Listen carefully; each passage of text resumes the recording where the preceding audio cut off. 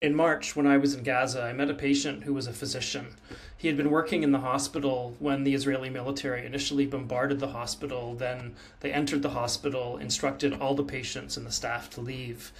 My patient insisted that he needed to stay behind to care for his patients, many of whom couldn't leave.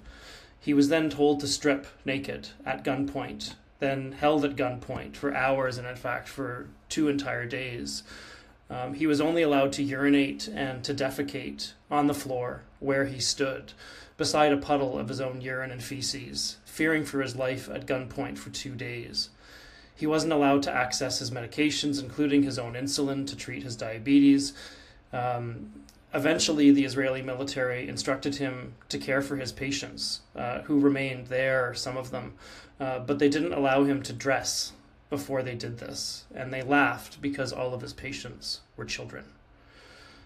I saw him because he developed a terrible heel ulcer from standing at gunpoint for days, then migrating south to Rafah. This man was so traumatized, I honestly can't imagine him ever practicing medicine again.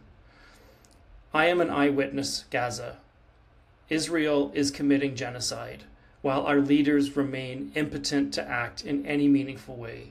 We demand an immediate lifting of the blockade of humanitarian aid, an immediate two-way arms embargo, compliance with the decisions of the International Court of Justice.